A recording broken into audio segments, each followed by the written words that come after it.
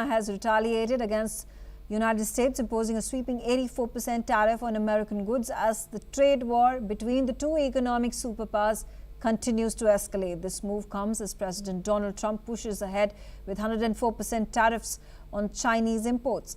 Trump has insisted that China needs to make a deal with the U.S. in response to the new tariffs, and China has vowed to take firm and forceful measures to protect its interests.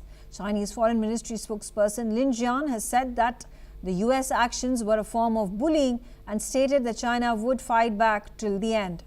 Listen in to what the Chinese Foreign Ministry spokesperson said. 中国人民的正当发展权利不容剥夺，中国的主权、安全、发展利益不容侵犯。我们将继续采取坚决有力的措施，维护自身的。 Donald Trump has also sharpened his criticism of China's currency policies, slamming back Beijing for manipulating the yuan to gain trade advantages. Additionally, the U.S. president gave Taiwan semiconductor manufacturing company TSMC an ultimatum: either build semiconductor plants in America or face 100% tax on its products. Russia has also expressed concern over the U.S.-China trade war. Moscow accused the Americans of violating international trade laws with 104% tariffs imposed on Chinese goods. Listen in to what the Russian Foreign Ministry spokesperson said. В связи с так называемой тарифной войной между США и Китаем хотели бы отметить, что любые потрясения для мировой экономики, грозящие замедлением темпов ее роста и общим спадом потребления, имеют свою негативную проекцию на многие мировые процессы. Тем более серьезную озабоченность вызывает ситуация, когда речь идет о двух главных экономиках.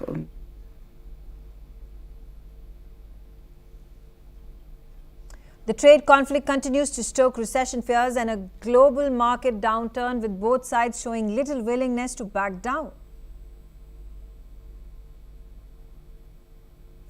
Ross Feingold, who is a political risk analyst on the telecast with me. Ross, thank you for joining me. And first off, how do you view the 50 countries across Asia, Europe and South America rallying behind Donald Trump, wanting to renegotiate that trade deal to allow for tariffs to come down?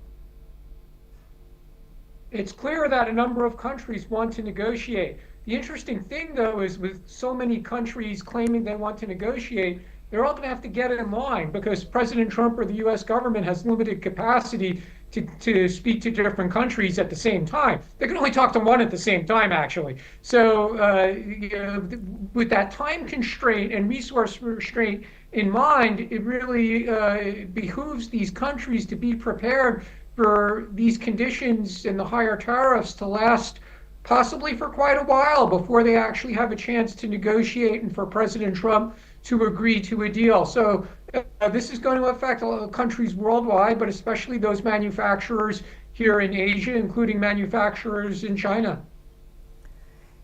Talking about the additional tariffs that have now been announced by the Chinese Foreign Ministry, 84% of them are going to be brought into effect tomorrow onwards, 10th of April.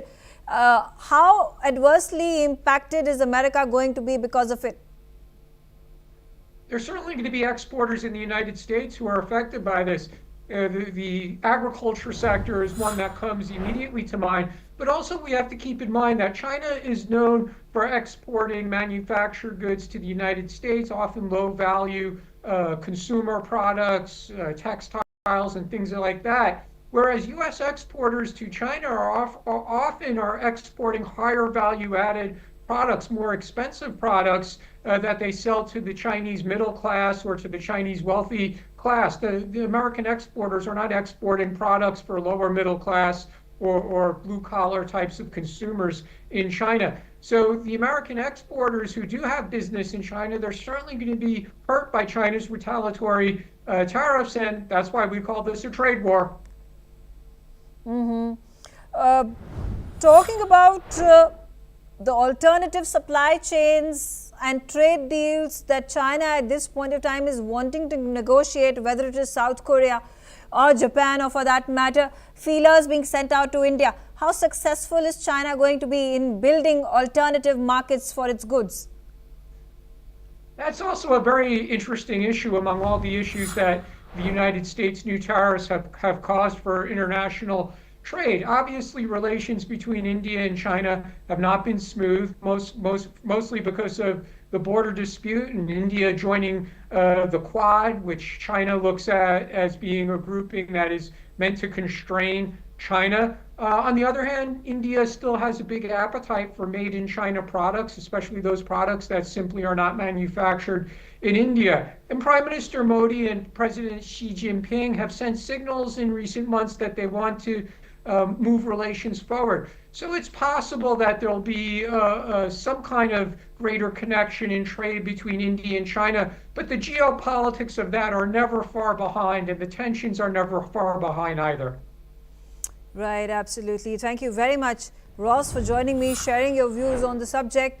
Moving on, Beijing has strongly criticized while responding to Pete Hegseth, the U.S.